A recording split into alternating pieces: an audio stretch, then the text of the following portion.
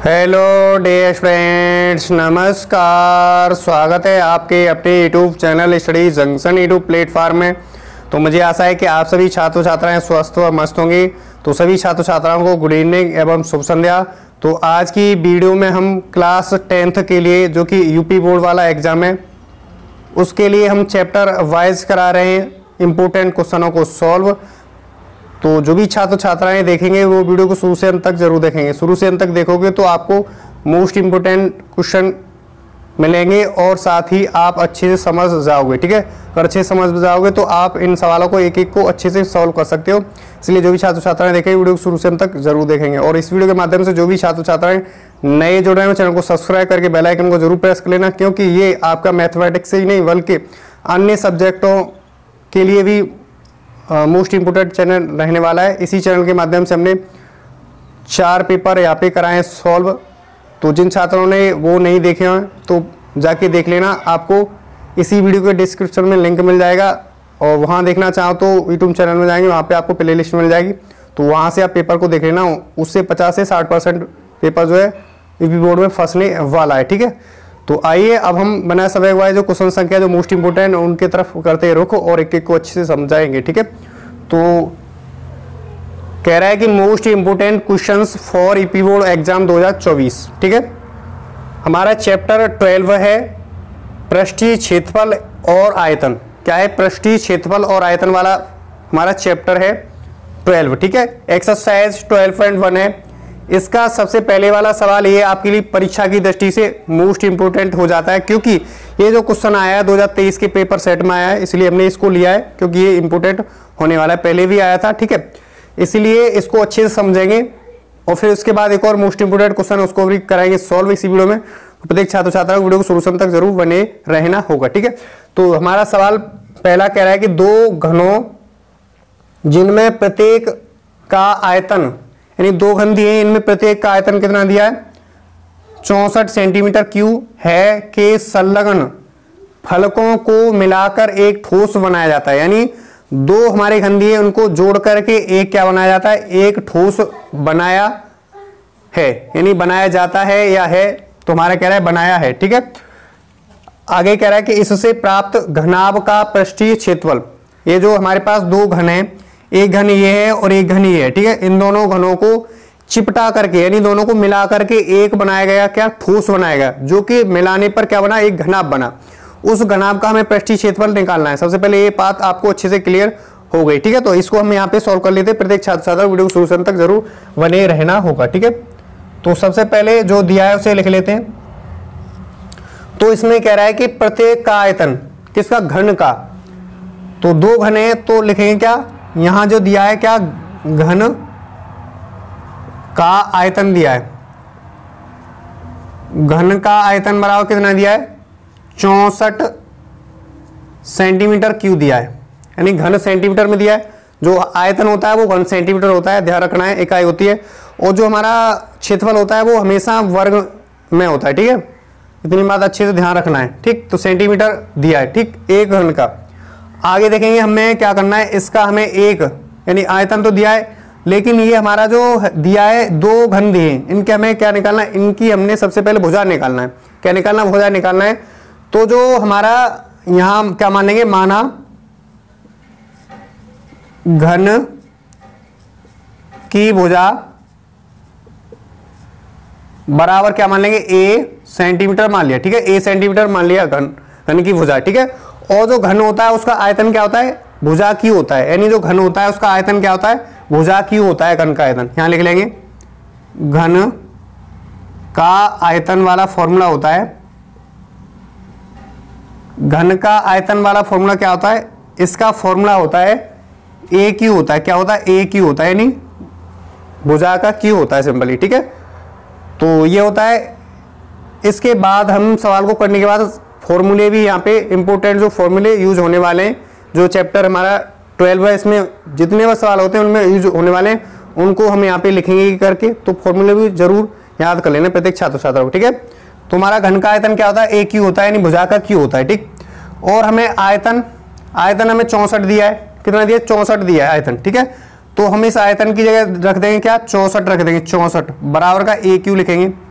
अगर हम a बराबर भुजा निकालेंगे तो यहाँ पे क्या लग जाएगा, यहाँ पे अंडर रूट लग जाएगा, यानी इसका हमें 64 का क्या निकाल लेना है, घनमूल निकाल लेना है 64 का। ठीक है, तो गुणनखंड विधि से निकालेंगे तो क्या होगा, 4 चौके 16 चौके 64, 4 की पावर 3 होता है तो यहां लिखेंगे 3। ठीक है, एक 3 का है घनमूल निकालना, इसलिए 3 3 का जोड़ा बनाते हैं। वर्गमूल में क्या करते हैं, 2 2 का सिंपली जोड़ा बना लेते। ठीक है, तो जब जोड़ा 1 बनेगा तो जो जोड़ा होता है उसमें से बाहर निकल आता है, तो कहने का मतलब जो भुजा आ जाएगी वो कितना आ जाएगा, 4 सेंटीमीटर आ जाएगा। ठीक है, ए हमने भुजा माना रखा था तो हमने ए बराबर 4 सेंटीमीटर आ गया। इतनी बात अच्छे से क्लियर हो पा रही है, एक एक पॉइंट। ठीक है, अब यहाँ पे 2 घन है और 2 घनों को जोड़ करके एक ठोस बनाया गया। उस ठोस यानी जो ठोस बनाया है वो क्या बन गया, घनाभ बन गया।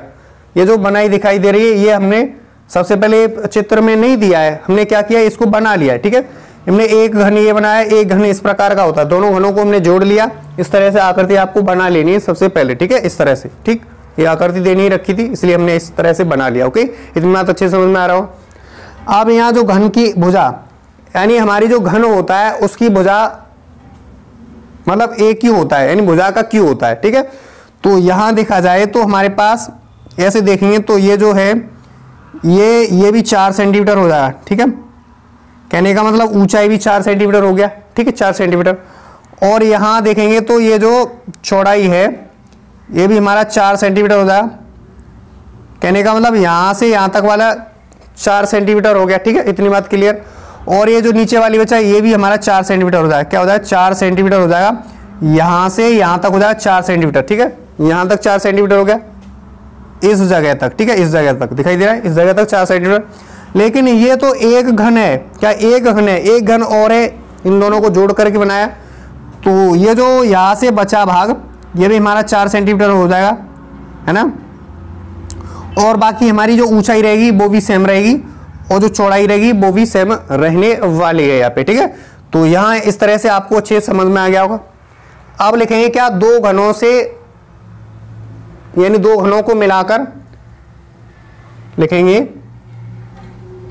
2 घनों को मिलाकर बने नए, यहां जो है क्या बन गया, घनाभ बन गया। तो नए बने नए घनाभ। इसमें क्या होता है, लंबाई होता है और चौड़ाई होता है और ऊंचाई, 3 चीज होता है। ठीक है, तो यहां हम बात कर ले क्या, यहां पे घनाभ, नए घनाभ की भुजाएं, यहां भुजा की बात करेंगे यानी लंबाई होता है तो लंबाई लिख लेंगे कितना, लंबाई यहां एक इसको जोड़ा है और इसको जोड़ा है। ठीक है, तो जब 4 और 4 को जोड़ेंगे तो हमारी लंबाई कितनी बनेगी, 4 और 4 8, यानी 4 प्लस का 4 जोड़ देंगे तो हमारे पास 8 सेंटीमीटर क्या लंबाई होगी। ठीक है, इतनी बात अच्छे से क्लियर हो गया। और यहां से यहां तक चौड़ाई की बात करेंगे तो 4 है, यानी अब लिखेंगे क्या, यहां पे चौड़ाई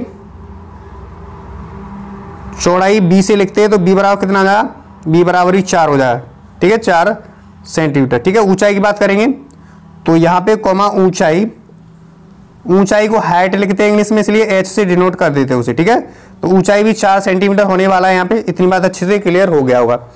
अब हमने क्या निकालना, अब सवाल में ये कह रहा है कि इससे प्राप्त घनाभ का पृष्ठीय क्षेत्रफल यानी पृष्ठीय क्षेत्रफल निकालना है।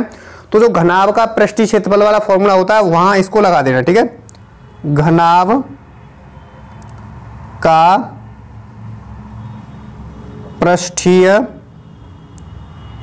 क्षेत्रफल वाला फॉर्मूला लगा देना। वो हमारे पास क्या होता है, फॉर्मूला होता है 2 गुणे का कोष्टक में होता है लंबाई गुणा चौड़ाई होता है प्लस चौड़ाई गुणे का होता है ऊंचाई होता है। ठीक है, और क्या होता है, ऊंचाई गुणे का क्या होता है, लंबाई। कहने का मतलब दूना एल गुणा बी होता है प्लस बी गुणा एच होता है प्लस एच गुणा एल होता है। जहां जो मान दिए इनको हमें रख देना है सिंपली। तो 2 तो है हमारे पास, 2 लिखेंगे कोष्टक के बाहर, अंदर रखेंगे एल। लंबाई कितनी है, लंबाई हमारे पास 8 है तो 8 लिखेंगे। चौड़ाई कितना है, 4 है तो 4 लिख लेंगे, प्लस का लगाएंगे। चौड़ाई कितना है, चौड़ाई हमारे पास 4 है और एच ऊंचाई कितना है, ऊंचाई भी हमारे पास 4 सेंटीमीटर है। प्लस का ऊंचाई कितना है 4 है और लंबाई कितना 8 है। तो इस तरह से आपको अच्छे समझ में आ रहा होगा। आगे सॉल्व करेंगे, 2 गुणे का लिखेंगे क्या, आगे इसको करेंगे सॉल्व तो 4 8 32 32 हो जाएगा, प्लस का 4 चौके 16 16 हो जाएगा, प्लस का 4 8 32 8 चौके 32 और 4 8 32 यानी 32 कर लेना है 32। ठीक है, आगे करेंगे सॉल्व तो 2 गुणे का लिखेंगे क्या, अब इन सबको जोड़ लेना है, इन सबको जोड़ना है तो 2 और 6 8 8 हो तो 10 10 का 0 हो जाएगा, हासिल लगा 1, 2 और 6 8 8 हो तो 10 हासिल लगा 1, यहाँ पे लगा लेंगे। ठीक है, 3 3 और 1 4 4 और 3 7 और 1 8 कितना हो जाएगा 8। कहने का मतलब 80 हो जाएगा। ठीक है, जब 8 दूनी 16 गुणा करेंगे तो 16 यानी 160 हो जाएगा। अब यहाँ देखें इकाई क्या है, यहाँ पे इकाई हमें सेंटीमीटर में दिया था, सेंटीमीटर क्यूब में। ठीक है, लेकिन यहाँ क्षेत्रफल की बात करें तो सेंटीमीटर स्क्वायर में आ जाएगा, क्या आ जाएगा सेंटीमीटर स्क्वायर में आ जाएगा। तो मुझे आशा है ये क्वेश्चन आपके लिए बहुत ही इंपोर्टेंट होने वाला है परीक्षा की दृष्टि से, प्रीवियस पेपर में आया इसलिए इंपोर्टेंट होने वाला है। इस तरह का सवाल होगा, ये जो हमारा आयतन दिया है इसके जगह अदर आयतन आ सकता है, ये 64 की जगह 125 भी दे सकता है। ठीक है, कोई भी दे सकता है घन में। ठीक है, तो ये डरना नहीं है, बिल्कुल सेम इसी तरह का सवाल आएगा, संख्या चेंज हो जाएगी और आपको इसी तरह से बिल्कुल सेम कर लेना है। मुझे आशा है कि आपको एक एक पॉइंट इसका सवाल का अच्छे से समझ में आ गया होगा। और इसी चैनल के माध्यम से, इसी चैनल पर हम जो आगे 5 तारीख है, 5 तारीख से आपके लिए बहुत ही महत्वपूर्ण क्वेश्चन जो कि बहुविकल्पी होते हैं, मल्टीपल चॉइस वाले क्वेश्चन होते हैं, जो 20 क्वेश्चन दे रखे होते हैं पेपर में प्रत्येक में, तो प्रत्येक सब्जेक्ट के लिए कराने वाले हैं इसी चैनल के माध्यम से सॉल्व। तो जो भी छात्र छात्रा नए जुड़े हैं चैनल को सब्सक्राइब करके बेल आइकन को जरूर प्रेस कर लेंगे, क्योंकि ये चैनल परीक्षा की दृष्टि से बहुत ही इंपॉर्टेंट होने वाला है। क्योंकि इसी चैनल के माध्यम से आपको 20 में 20 नंबर आ जाएंगे, इस सीरीज के माध्यम से बने रहोगे तो 20 में 18 या 20 जरूर आ जाएंगे। ठीक है, तो आप और हम दोनों ऐसे ही निरंतर प्रयास करते रहेंगे। ठीक है, तो चैनल को सब्सक्राइब कर लेना नए छात्र। ठीक है, तो अब आप उतार लीजिएगा, इस तरह से समझ में आया उतार लीजिएगा। अब हम नेक्स्ट सवाल जो इंपोर्टेंट रहता है, बहुत ही इंपोर्टेंट, उसको कराएंगे यहाँ पे सॉल्व। तो प्रत्येक छात्र छात्रा को वीडियो को शुरू से अंत तक है हमारा इंपोर्टेंट क्वेश्चन है, जो कि हमारा तीसरा है, ये भी मोस्ट इंपोर्टेंट क्वेश्चन होने वाला है आपकी परीक्षा की दृष्टि से। ठीक है, तो प्रत्येक छात्र छात्रा को वीडियो को शुरू से अंत तक जरूर बने रहना होगा। यहाँ पे आप सूत्रों की बात कर लेते हैं, इसको करेंगे बाद में, पहले सूत्रों की बात कर लेते हैं। ठीक है, तो बात करें क्या, हमारा जो घन का आयतन होता है, घन का आयतन होता है वो क्या होता है, ए क्यू यानी भुजा का क्यू होता है। क्या होता है, भुजा का क्यू होता है आयतन। ठीक है, ठीक, और हम घनाभ के आयतन की बात करें, घनाभ का आयतन वाला फॉर्मूला होता है, वो होता है क्या, लंबाई गुणा चौड़ाई यानी एल गुणा बी गुणा एच। ये हमारा किसका होता है, ये हमारा घनाभ का आयतन वाला फॉर्मूला होता है। ऐसे हम घनाभ की क्या बात करें, घनाभ का पृष्ठीय क्षेत्रफल, घनाभ का पृष्ठीय क्षेत्रफल वाला फॉर्मूला होता है, वो होता है दूना कोष्ठक में लंबाई गुणा चौड़ाई एल गुणा बी प्लस बी गुणा एच प्लस एच गुणा एल। ये हमारा क्या होता है, ये होता है क्या, ये हमारा घनाभ का पृष्ठीय क्षेत्रफल वाला फॉर्मूला होता है। ठीक है, और ये जो आएगा, ये जो इकाई आएगा सेंटीमीटर क्यूब में आएगा हमेशा, ये भी सेंटीमीटर क्यूब में आता है। ठीक है, ये आता है सेंटीमीटर स्क्वायर में, जो हमारा क्षेत्रफल होता है वो हमेशा सेंटीमीटर स्क्वायर में आता है। ठीक है, इतनी बात अच्छे से क्लियर हो पा रही होगी। अब हम बात करेंगे क्या, अब हमने क्या घनाभ की बात कर ली और घन की बात कर ली। ठीक है, घनाभ की बात कर ली और घन की बात कर ली, यही जो बेसिक फॉर्मूले यही यूज होते हैं, अन्य फॉर्मूले और भी होते हैं तो वो ज़्यादातर यूज नहीं होते हैं। ठीक है, वो ज़्यादातर यूज नहीं होते। हमारा एक और इम्पोर्टेंट सूत्र लिखते हैं जो घन का होता है, घन का संपूर्ण पृष्ठीय क्षेत्रफल,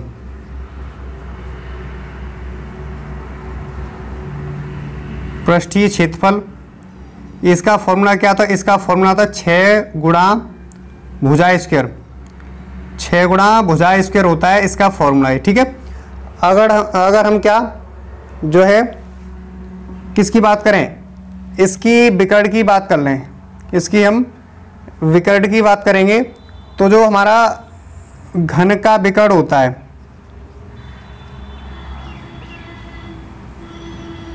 घन का विकर्ण का फॉर्मूला क्या होता है यहाँ पे,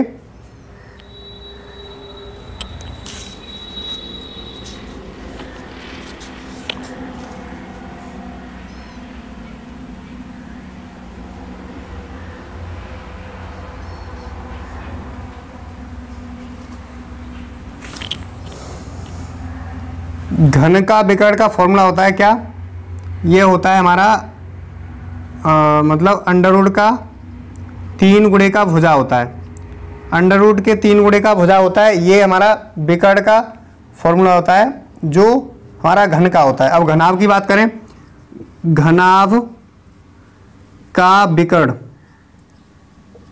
जो घनाभ का विकर्ण वाला फॉर्मूला आता है उसकी बात करेंगे तो घनाभ का विकर्ण क्या होता है, इसका फॉर्मूला होता है हमारे पास अंडर रूट में लंबाई का स्क्वायर प्लस चौड़ाई का स्क्वायर प्लस का ऊंचाई का स्क्वायर। ये हमारा क्या होता है, ये विकर्ण होता है, ये भी हमारा इकाई में आता है, क्या ये भी हमारा इकाई में आता है। ठीक है, तो मैंने यहाँ पे जो घन से संबंधित और घनाभ से संबंधित जितने बार फॉर्मूले होते थे मैंने एक एक को अच्छे से एक एक पॉइंट क्लियर किया, ये फॉर्मूले यूज होते हैं। ठीक है, घन के बाद आता है अब किसका नंबर, गोला का। गोला की बात करें तो जो गोला होता है, गोला का आयतन होता है, गोला का आयतन होता है हमारा, वो होता है कितना, इसका आयतन होता है 4/3 पाई आर क्यू। क्या होता है, 4/3 पाई आर क्यू होता है किसका, गोले का आयतन। ठीक है, आप गोले की क्या पृष्ठीय क्षेत्रफल की बात कर लें, गोले का पृष्ठीय क्षेत्रफल, जो गोले का पृष्ठीय क्षेत्रफल वाला फॉर्मूला होता है वो होता है हमारे पास क्या, 4 पाई आर स्क्वायर। क्या होता है, 4 पाई आर स्क्वायर होता है क्या, गोले का होता है क्या, पृष्ठीय क्षेत्रफल होता है। ठीक है, गोला की बात कर लिया हमने गोले का। ठीक है, अर्धगोले की बात करें तो अर्धगोले का क्या हो जाता है, ऐसे हम अर्धगोले की बात कर लें, जो अर्धगोला का आयतन होता है,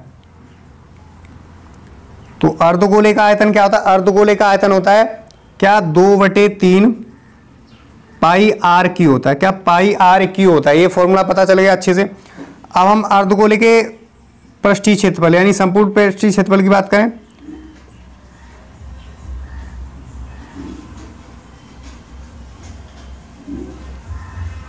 पृष्ठीय क्षेत्रफल की बात करेंगे तो पृष्ठीय क्षेत्रफल इसका होता है क्या, इसका होता है 2 पाई आर स्क्वायर। ये हमारा गोले का बात हो गया, अर्धगोले का बात हो गया, अच्छे से समझ में आ गया एक एक पॉइंट। ठीक है, गोले की बात की, अर्धगोले की। अब इसके बाद क्या आता है, इसके बाद हमारा आता है बेलन की बात करेंगे। ठीक है, तो जो बेलन होता है उसका आयतन होता है,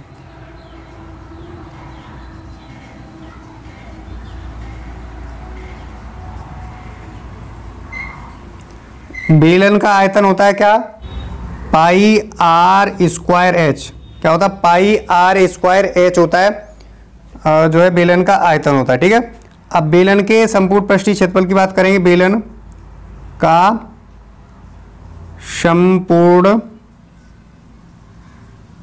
पृष्ठीय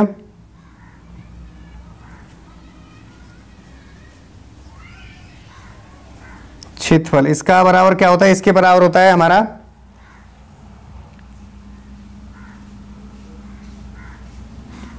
2 पाई आर एच।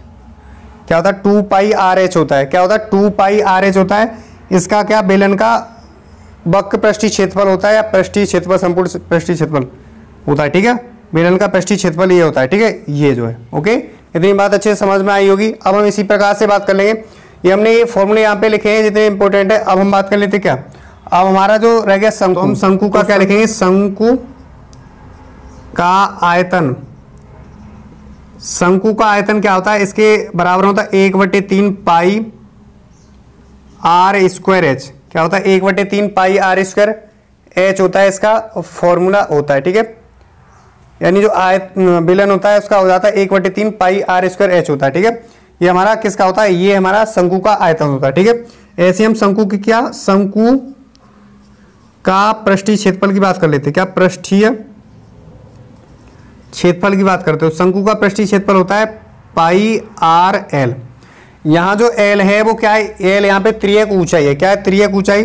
तो जो शंकु की त्रियक ऊंचाई निकालने के लिए, त्रियक ऊंचाई एल बराबर निकालने के लिए क्या करना होता है, अंडर रूट में, यानी जो हमारा ऊंचाई होता है उसका वर्ग होता है और त्रिज्या का वर्ग होता है, यानी H square plus R square होता है। ठीक है, तो मुझे आशा है यहाँ तक आपको एक एक अच्छे से सवाल जो है समझ में आए होंगे। ये फॉर्मूले यहाँ पे लिखें, ये फॉर्मूले आपकी परीक्षा की दृष्टि से बहुत ही इंपॉर्टेंट है। ये जो सवाल आएंगे इनमें यही फॉर्मूलों का यूज है, यही सब फॉर्मूले यहाँ पे जितने लिखे हैं यही सब वारी वारी से यूज होते रहते हैं सवालों में। ठीक है, तो इन सूत्रों को लिख लेना है और अच्छे से एक बार याद कर लेना है। ठीक है, तो आइए अब हम सवाल की तरफ बढ़ते हैं और सवाल को यहाँ पे सॉल्व कर लेते हैं। तो प्रत्येक छात्र छात्रा वीडियो को शुरू से अंत तक जरूर बने रहना। जो ये तीसरा सवाल है हम इसको हल कर लेते हैं। इससे पहले हमने सूत्रों पर चर्चा की थी, सूत्रों को अच्छे से समझाया था, वो सूत्र इंपोर्टेंट होने वाले थे। ठीक है, अब हम सवाल को करेंगे यहाँ पे सॉल्व। तो कह रहा है कि तीसरे वाला इंपोर्टेंट है ये भी। तो कह रहा है एक खिलौना त्रिज्या 3.5 सेंटीमीटर वाले एक शंकु के आकार का है, यानी जो खिलौना है वो त्रिज्या कितनी, 3.5 सेंटीमीटर वाले एक शंकु के आकार का, यानी जो त्रिज्या है उसकी शंकु के आकार का है। ठीक है, और कह रहा है कि उसी मतलब जो उसी त्रिज्या वाले एक अर्धगोले पर अध्यारोपित है। क्या अर्धगोले पर अध्यारोपित है। इस खिलौने की संपूर्ण ऊंचाई, यानी खिलौने की संपूर्ण ऊंचाई कितना, 15.5 सेंटीमीटर दिया।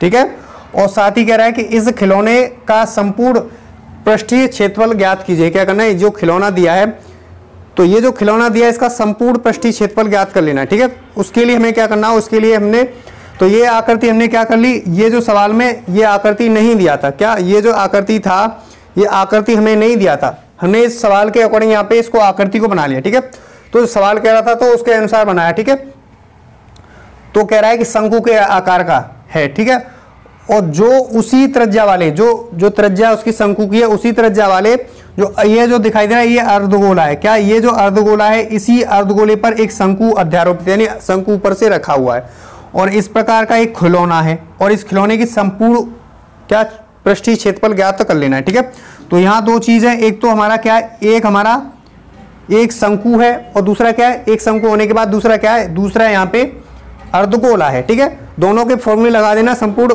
पृष्ठीय क्षेत्रफल निकालने के लिए। ठीक है, तो सबसे पहले क्या करते हैं, जो ऊपर वाला जो शीर्ष दिया है इसको ए मान लेते हैं और ये जो इसको मान लेते हैं क्या, बी मान लेते हैं, इसको मान लेते हैं क्या, सी, इस तरह से सी मान लिया। और ये जो है यहाँ पे है, ये जो त्रिज्या है अर्धगोला है इसका ये ओ नाम दे देते हैं, ओ। ठीक है, ए बी सी दे दिया, इसका नाम दे देते हैं, जहाँ पे कट कर रहा है यहाँ पे डी नाम दे देते हैं। ठीक है, इस तरह से हमने आकृति बना ली। ठीक है, तो कहने का मतलब ये जो आकृति बन गई ये अब हमारा क्या है, एक खिलौना है। ठीक है, और हम देखेंगे यहाँ पे तो साथ ही ये कह रहा है कि 3.5 त्रिज्या वाले, तो त्रिज्या की बात करेंगे तो त्रिज्या इतना, यहाँ से यहाँ तक इतना वाला भाग त्रिज्या कहलाता है, यानी गोले से मतलब जो बिंदु होता है, जो गोले का बिंदु होता है उससे एक मतलब वृत्त की परिधि पर, यानी उस पर टच करता है, वहां से वहां तक त्रिज्या कहलाता है, इतना वाला भाग। यहाँ से पूरा जो जोड़ देंगे यहाँ तक तो ये कहलाएगा क्या, व्यास कहलाएगा। तो ये जो है हमारा 3.5 सेंटीमीटर दिया है। ठीक है, इतना वाला भाग, और ये भी हमारा 3.5 सेंटीमीटर दिया होगा, और ये जो ये दिखाई दे रहा है ये भी हमारा 3.5 सेंटीमीटर है। क्या 3.5 सेंटीमीटर ये भी है हमारा। इतनी बात अच्छे से क्लियर। अब आगे ये कह रहा है जो है इसमें लिखा हुआ है कि इस खिलौने की संपूर्ण ऊंचाई, यानी संपूर्ण ऊंचाई की बात करेंगे तो जो खिलौना है वहां की संपूर्ण ऊंचाई कितना, 15.5 सेंटीमीटर दिया है। कहने का मतलब जो यहाँ जो ए शीर्ष दिखाई दे रहा है यहाँ से और ये यहाँ तक बना हुआ है, यहाँ से यहाँ तक 15.5 सेंटीमीटर दिया।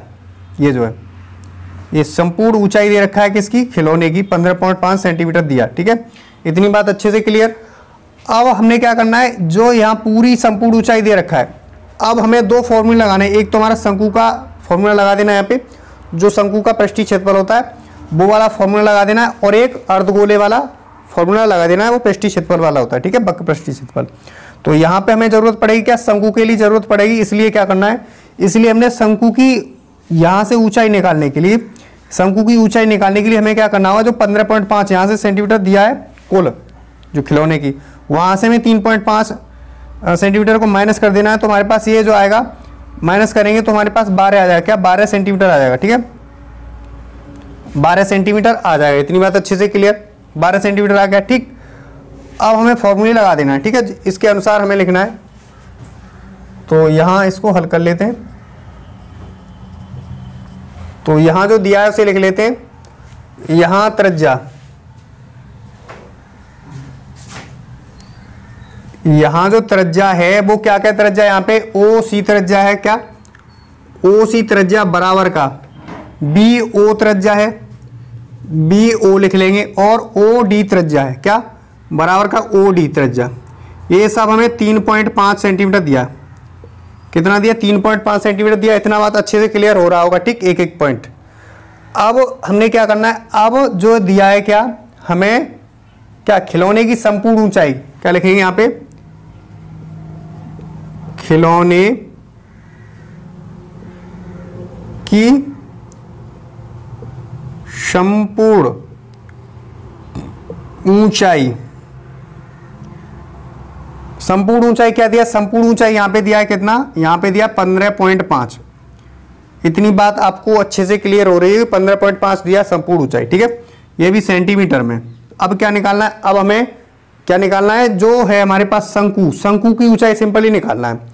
तो शंकु की ऊंचाई निकालने के लिए हमें जो यहां से यहां तक दिया क्या त्रिज्या दिया है, और इस 15.5 मीटर में से इसको हटा देंगे तो हमारे पास जो वो बन रहा है, जो हमारे पास शंकु बन रहा है, उसकी ऊंचाई आ जाएगी। ठीक है, तो यहां लिखेंगे क्या, शंकु की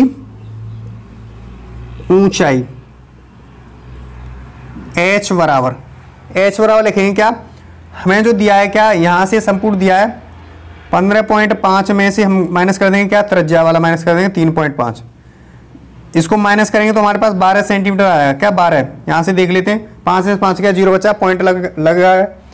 और यहाँ से घटाएंगे तो 5 में 3 गया 2 बचा और 1 बचेगा, तो 12 सेंटीमीटर बचा जो हमारा शंकु की ऊंचाई हो गई। इतनी बात अच्छे से क्लियर हो पा रही है, एक एक पॉइंट। ठीक, आगे करना है क्या, आगे हमने एक एक करके लगाना है फॉर्मूला, चाहे साथ ही लगा दो। ठीक है, तो अब ये कह रहा है 2 चीज है, एक तो हमारा शंकु है और एक अर्धगोला है, और साथ ये कह रहा है कि इस खिलौने का संपूर्ण पृष्ठीय क्षेत्रफल, खिलौने के संपूर्ण पृष्ठीय क्षेत्रफल निकालने के लिए हमें 2 चीज शामिल है।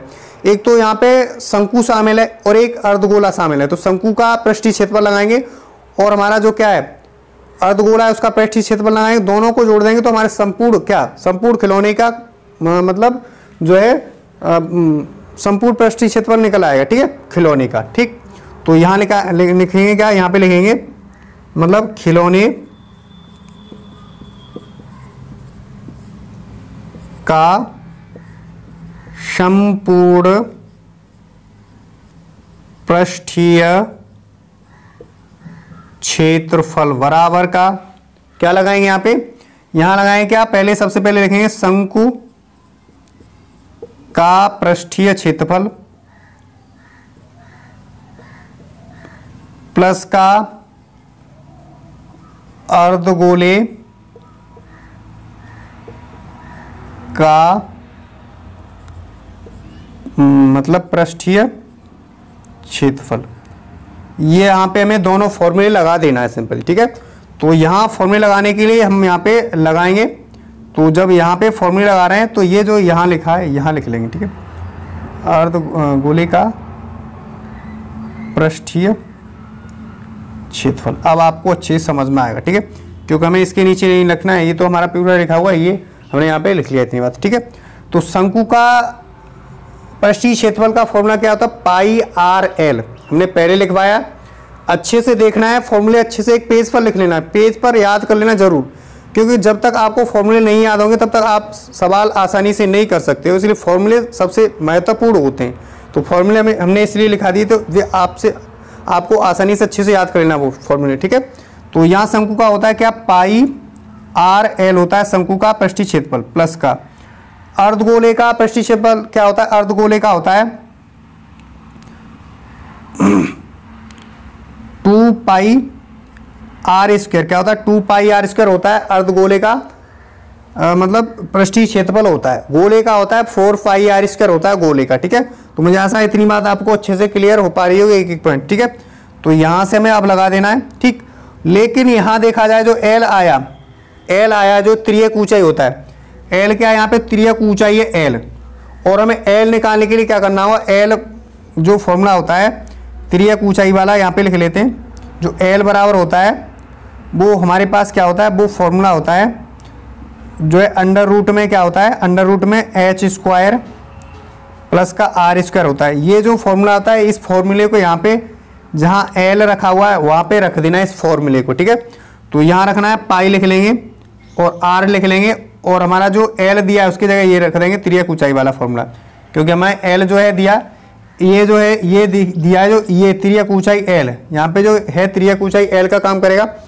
तो हमें इसकी जगह क्या रखना है, इसकी जगह रख देना है एच स्क्वायर प्लस का आर स्क्वायर रख देना है, प्लस का 2 पाई आर स्क्वायर, तो है होता है किसका, अर्धगोले का, ठीक है। यहाँ पे अब मान लगा लेना है, यहाँ पे मान लगाना है तो पाई का मान लगा देना 22/7 लगा देना है।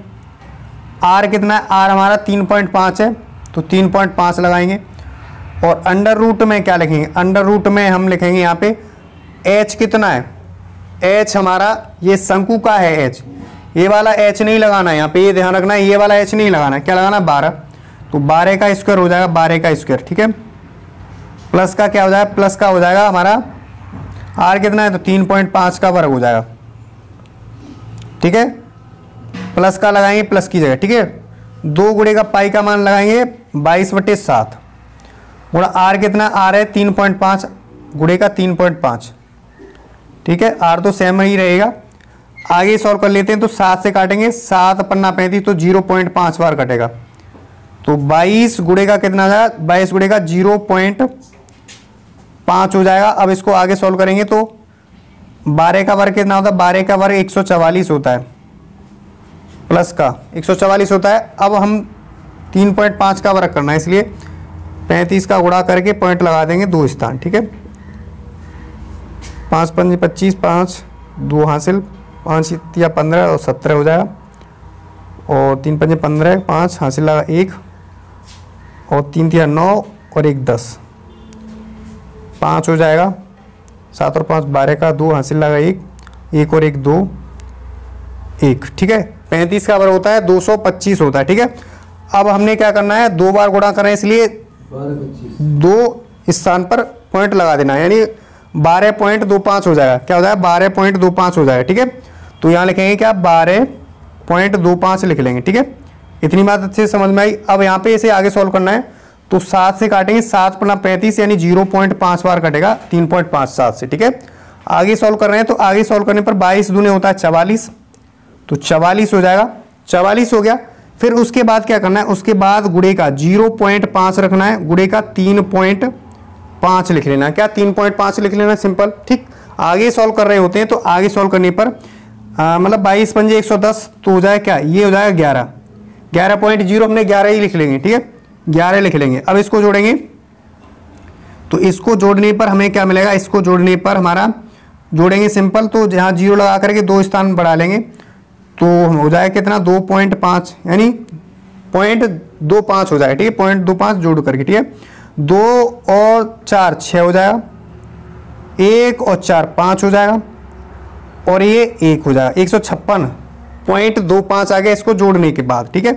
प्लस का लगाएंगे, अब यहाँ इसका गुणा कर लेंगे, क्या इसका गुणा करेंगे इसमें, तो हमारे पास 44 आ जाएगा, क्या 44 आ गया, ठीक है।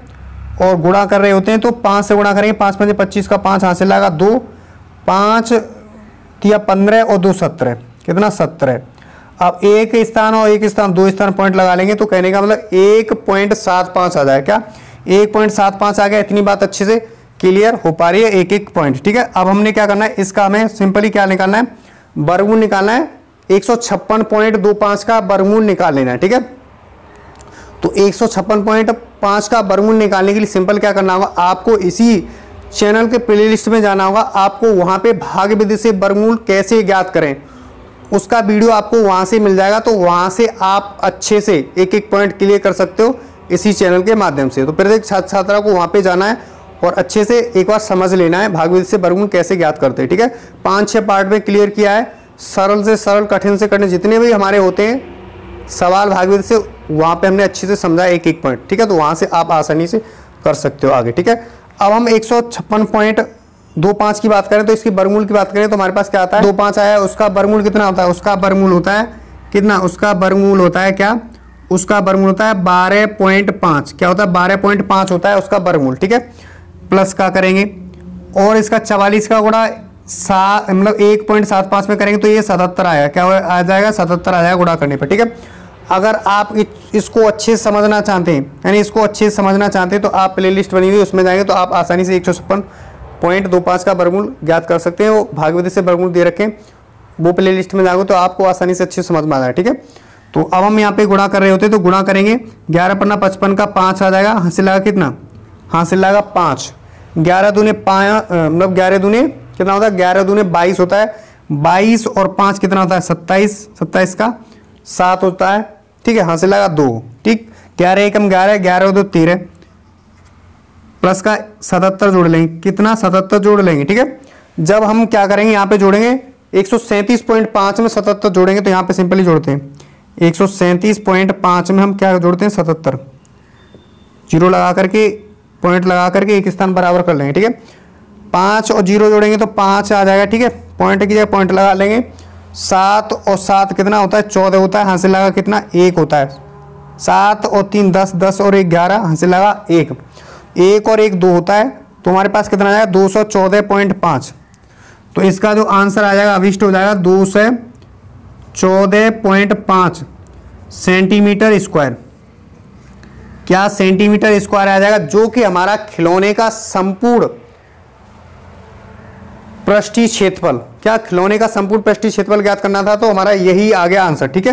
कितना आया 214.5 सेंटीमीटर स्क्वायर आया, ठीक है। तो मुझे आशा है ये दोनों क्वेश्चन आपके लिए अच्छे से समझ में आए होंगे, हेल्पफुल रहेंगे। तो जो भी नए छात्र जुड़े हैं चैनल को सब्सक्राइब करके बेल आइकन को जरूर प्रेस कर लेना, क्योंकि इसी चैनल के माध्यम से अन्य सब्जेक्ट यानी अन्य जो विषय हैं उन पर भी चर्चा करेंगे, उनके जो बहुविकल्पी होते हैं वो मोस्ट इंपोर्टेंट होते हैं, उनको कराएंगे सॉल्व। तो बनाए रहना, ऐसे ही आपको बने रहना है, इसी चैनल पर प्यार व सपोर्ट बनाए रखना है चैनल पर। और ये आपका अपना ही चैनल, तो चैनल को सब्सक्राइब करके बेल आइकन को जरूर प्रेस करना है, क्योंकि आपको इस चैनल के माध्यम से बहुत कुछ मिलने वाला है, ठीक है। तो इस तरह से आपको मुझे आशा है ये क्वेश्चन आपके लिए अच्छे से समझ में आया होगा, एक एक पॉइंट, ठीक है। आगे हम करने वाले हैं सॉल्व, इसका जो आगे सवाल रहे 3-4 सवाल और मोस्ट इंपोर्टेंट है इसी एक्सरसाइज से, तो उनको कराएंगे अगले दिन। तो प्रत्येक छात्र वीडियो को शुरू तक ऐसे ही देखते रहना और चैनल को सब्सक्राइब कर लेना, और अगली जो वीडियो आएगी उसको भी अच्छे से देखना होगा, ठीक है। तो मुझे आशा है इतनी कि आपको ये दोनों सवाल अच्छे से समझ में आए हो। तो वीडियो देखने के लिए थैंक यू सो मच। मिलते हैं नेक्स्ट क्लास।